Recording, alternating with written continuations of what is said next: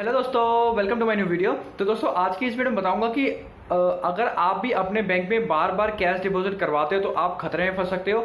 और ये बताऊंगा कि अगर आप क्रेडिट कार्ड यूज करते हो या आप अपने बैंक में हर बार पैसा जमा करवाते हो तो एक साल में कितनी बार आप पैसा जमा करवा सकते हो और कितनी बार पैसा निकलवा सकते हो अपने सेविंग अकाउंट से।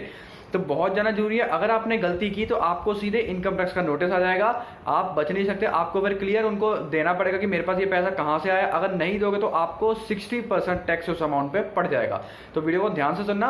और ये वीडियो 2-3 बंदों के लिए है। पहले तो वो है जो क्रेडिट कार्ड का एक्सेस यूज करते हैं, जैसे इनकम उनकी साल की 1.5-2 लाख है और क्रेडिट कार्ड वो 6 लाख 10 लाख 12 लाख 15 लाख का यूज कर रहे हैं, किसी को पैसे दे दे के, किसी को गिफ्ट दिलवा के।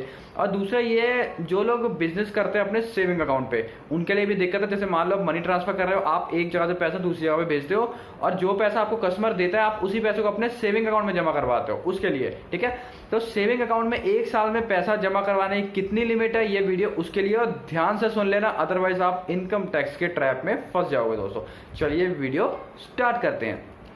तो दोस्तों सबसे पहले आपको बताता हूं डिपॉजिट विड्रॉल। आपको इनकम टैक्स का नोटिस आ सकता है अगर आप एक साल में 10 लाख रुपए अपने बैंक अकाउंट में जमा करवाते हो या फिर 10 लाख रुपए आप अपने बैंक अकाउंट से विड्रॉल करते हो। तो इनकम टैक्स डिपार्टमेंट क्या होगा, मान लो आपने एक साल में 12 लाख रुपए आपने अपने सेविंग अकाउंट में जमा करवाए। अब वो डजंट मैटर कि आपने कैसे कराया, मैं यहाँ पे सिर्फ कैश की बात कर रहा हूँ। कैश में आपने 12 लाख रुपए अपने सेविंग अकाउंट में जमा करवाए।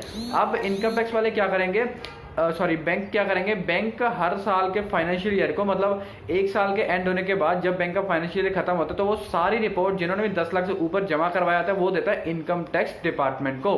अब इनकम टैक्स डिपार्टमेंट क्या करता है, मान लो आपने एक साल में 12 लाख रुपए जमा करा और रिटर्न आपने भरी नहीं, या आपने रिटर्न भरी 2 लाख या 2.5 लाख की दोस्तों, ठीक है। अब उस केस में क्या होगा, वो देखेगा बंदे ने साल में 12 लाख रुपए जमा करवाया और बंदा यहाँ पर रिटर्न भर रहा है 2 या 2.5 लाख रुपए की, और टैक्स उसने कुछ भरा नहीं, तो उसके पास ये 12 लाख रुपए कहाँ से आया। फिर वो आपको नोटिस भेजेगा और आपको जवाब देना पड़ेगा भाई आपने जो एक साल में सेविंग अकाउंट में 12 लाख रुपए जमा करवाया वो आपके पास कहाँ से आया। अब एक आपको एग्जांपल बताता हूँ। आप लोग क्रेडिट कार्ड यूज करते हो, 1 लाख की महीने में आप शॉपिंग कर रहे हो, 1 लाख की शॉपिंग आप जैसे मर्जी हो, किसी अपने दोस्त को कुछ लेके दे रहे हो, उससे कमीशन ले रहे हो या कुछ भी कर रहे हो, इट डजंट मैटर। एक साल में आपने 12 लाख का क्रेडिट कार्ड यूज कर लिया, 12 लाख रुपए आप जो उसने पैसे दिए, आपको अगर वो कैश दे रहा है तो आप तो कैश अपने बैंक में जाके जमा करवाओगे। अब इनकम टैक्स वाले देखेंगे भाई रिटर्न इसने भरी नहीं है, एक साल में 12 लाख रुपए जमा करवा दिए, चलो भाई पूछो भाई तेरे पास क्रेडिट कार्ड कहाँ से आया, तूने क्रेडिट कार्ड किसको दिया है, क्या दिया है। अब बचे उसको होंगे 1 लाख के पीछे सारे 2-3-5 हज़ार रुपए। अब उसको टैक्स पड़ जाएगा 60 लाख रुपए, 60%। तो यहाँ पे स्मार्ट बनते हैं, वो सोचते हैं कि हम मल्टीपल बैंक अकाउंट्स खुलवा लेंगे। आपको मान लो 3 आपके बैंक अकाउंट है, HDFC, ICICI, एक्सिस बैंक। अब उन्होंने क्या किया, पूरे साल में तीनों में 12 लाख रुपए जमा करवाए, 4-4 लाख रुपए। तो इसका मतलब ये नहीं है आपको बच गया, आपका जो पैन नंबर है वो तीनों बैंक में गया हुआ है, तब भी आपको नोटिस डेफिनेटली 100% आएगा क्योंकि आपका पैन नंबर गया हुआ है दोस्तों, ठीक है। अगर आप दोस्तों विड्रॉल भी करते हो, एक साल में आपने 10 लाख रुपए निकाल भी ले तो भी बैंक आपसे पूछेगा भाई आपने 10 लाख रुपए निकाले क्यों है, ठीक है, हिसाब देना पड़ेगा। तो डिपॉजिट और विड्रॉल दोनों पे दिक्कत है।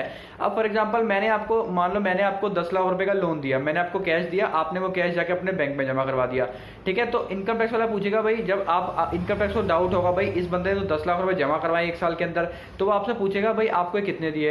अब आप कहोगे मैंने दिए, अब आपने उनको शो कर दिया कि मैंने दिए। अब वो मुझसे पूछेगा भाई तेरे पास कैसे आया, तो मैं उनको शो करूंगा कि भाई मेरी 1 नंबर की इनकम है, मैं जेन्युइन टैक्स भरता हूं, तो ठीक है। अगर मैं शो नहीं कर पाया, अगर मेरे पास भी शो नहीं हो कि मैंने मना कर दिया कि मैंने इसको पैसे दिए ही नहीं, या मैं प्रूव ही नहीं कर पाया कि मैंने इसको पैसे दिए हैं, ठीक है, तो उस केस में क्या है, 1 लाख अगर मान लो 10 लाख रुपए तो 6 लाख रुपए इनकम टैक्स वाले आपसे ले लेंगे, मतलब फ्लैट 60% का आपको टैक्स उस पर पड़ जाएगा दोस्तों, ठीक है। तो ये बात का ध्यान रखना है।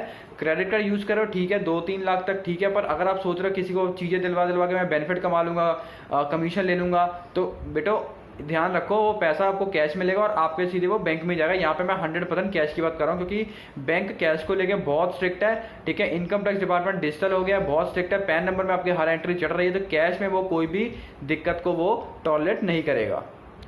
और यहाँ पे मैंने सेविंग की बात की है, तो अपने जितना आपको रिक्वायरमेंट है उतना यूज करो, या हल्का हल्का ऊपर नीचे हो सकता है, पर ऐसा ना हो कि बहुत ज्यादा ऊपर कर दो बाद में आप दिक्कत में फंस जाओ।